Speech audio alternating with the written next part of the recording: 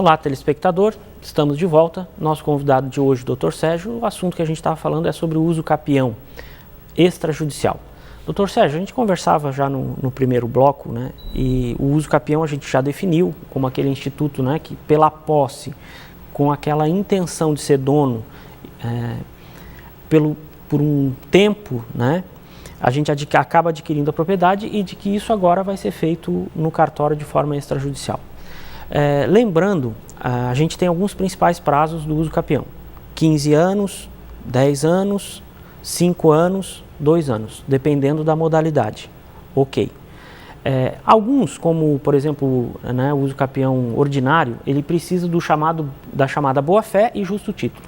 Exato. E o justo título seria aquele documento hábil a transferir o domínio, que para nós, no caso de imóvel, seria uma escritura pública, que por algum defeito de forma ou por algum outro defeito, não consegue, é recusada e ela não consegue transferir o domínio, mas faz com que a pessoa acredite, e aí que vem a boa-fé, de que ela é dona daquele terreno. Ela só descobre que não é quando não consegue registrar pelo vício naquele documento.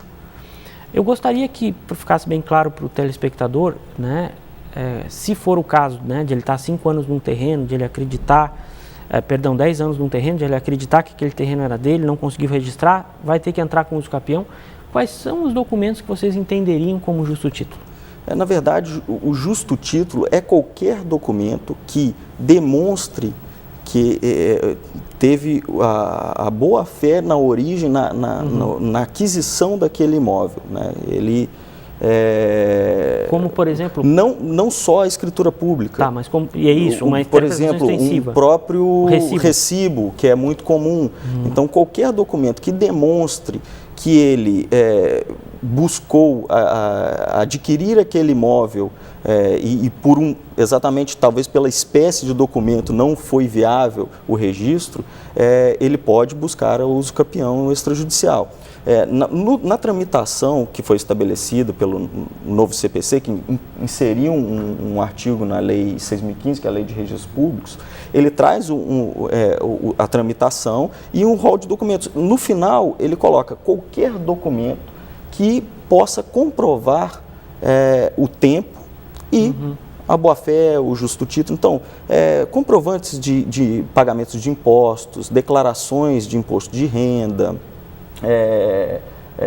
comprovante de pagamento de luz, de IPTU e tudo. Esses, propriamente, eles não são o justo título, mas eles comprovam o tempo de posse. Aliado a isso, o próprio título, né, que a gente falaria, que é qualquer documento. Contrato de compra e venda. Contrato de compra e venda, e escritura mesmo, que às vezes acontece. Sérgio, nós tivemos um curso há pouco tempo atrás aqui na OAB de Tubarão, e tinha um outro escrivão, e ele disse o seguinte, que tudo isso será feito agora por meio de ata notarial. Eu queria que tu explicasse essa questão da ata notarial como o meio de... Porque a impressão que dá, e que alguns colegas têm algum receio, é que não vai ter um julgamento do juiz, mas que vai haver um julgamento por parte do tabelião. Como é que vocês veem essa situação? Na verdade, o que se desenhou, isso foi muito discutido durante o projeto de tramitação do novo Código de Processo Civil, e decidiu-se que o tabelião vai atuar lavrando uma ata notarial. O que é a ata notarial? É um documento, ao modo de uma escritura pública, em que o tabelião constata com os seus sentidos, visão, olfato, audição, algum fato jurídico. Tá? E foi utilizado isso. Na verdade, não é o próprio tabelião que vai reconhecer. Ele é um instrumento que vai instruir o requerimento de uso capião, que se dá perante o registro de imóveis. Então, a gente tem que diferenciar um pouquinho. Primeiro, vai se buscar um advogado para instruir a parte, como buscar. Em seguida, se busca... O advogado, ele é útil ou ele é necessário? Nesse caso, ele é obrigatório. Ele é obrigatório. Ele é obrigatório. Ele não é obrigatório na ata notarial em si, mas feita a ata, ela vai ser levada junto com os demais documentos e um requerimento, que é uma espécie de petição inicial né, destinada ao registro de imóveis, instruída com a ata notarial. O tabelião, quando for requerido, ele vai em loco, ele vai verificar elementos exteriores de posse, tempo de posse, vai conversar eventualmente com os vizinhos, para saber com os confrontantes, há quanto tempo que aquela pessoa está ali. E isso vai servir como um meio de prova. Um meio de prova que vai levar ao convencimento do registrador de imóveis. Então, vamos dizer assim, quem julga, de certo modo, é o registrador de imóveis. Tá? Mas todo esse trâmite, sempre, a gente é obrigatório com a participação de um advogado. É bom deixar claro também que isso gera despesas, né? Isso vai gerar emolumentos que o cartório vai cobrar, vai gerar honorários que o advogado pelo trabalho vai cobrar também. Na verdade, existe alguma situação em que isso pode ser feito de forma gratuita? Sim, existe a possibilidade, mas necessariamente vai ter que, segundo foi determinado pela Corregedoria Geral de Justiça de Santa Catarina, vai ter que buscar um procedimento de jurisdição voluntária. Aí sim vai ter que buscar primeiro o judiciário, para ele, reconhecendo a gratuidade judicial, remeter ao cartório o andamento, seja através de um advogado ativo, da Defensoria Pública e tudo. Mas a verdade é que tudo isso gera gastos e despesas, seja para o advogado como profissional, e ele deve ser remunerado, seja para os cartórios também. Então, o que se vê no final das contas é que vai ter uma redução de custos frente ao procedimento judicial enorme.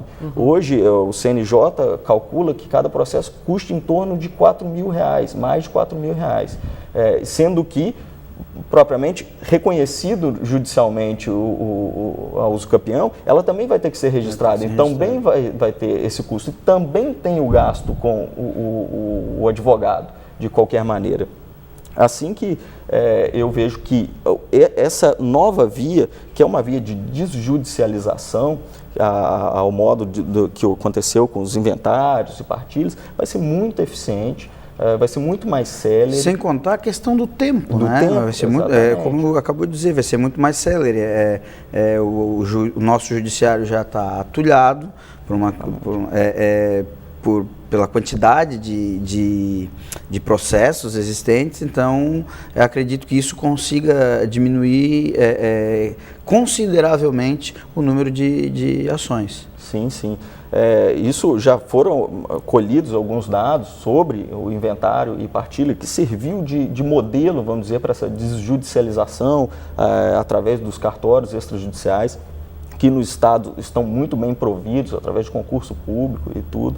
Então, os benefícios são inúmeros, a gente falaria no tempo, e aí com um bom aconselhamento do advogado e bem instruído, isso vai ser mais célere ainda, isso que é importante, quanto mais bem instruído o pedido, mais célere será.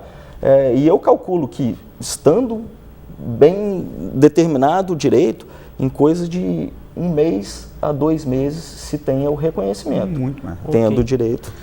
Desculpa, Maurício, só existe uma diferenciação entre o que é feito pelo tabelião e o que é feito pelo registro de imóveis. Sim. É isso que alguns colegas a gente tem conversado e tem justamente ficado nessa dúvida. Quem é que vai fazer a ata notarial, que é o tabelião, e quem é que vai fazer o registro de imóveis, que é o registrador? O trâmite é no registro de imóveis. O tabelião vai lavrar a ata, que é um instrumento de constatação de fatos, né, jurídicos. Exatamente, vai ser uma espécie de prova, uma exteriorização com fé pública, que a ata notarial tem, que vai servir para instruir esse procedimento. Então, vamos ter o procedimento. Tendo o procedimento, não quer dizer que a pessoa vai ter reconhecido ou não. Isso vai ser analisado aí, sim, pelo registrador de imóveis, que, deferido o reconhecimento, vai lavrar o registro e inaugurar a matrícula de imóveis tendo a propriedade como o autor daquele requerimento. Perfeito. Ok. Nós vamos fazer mais um breve intervalo e já retornamos.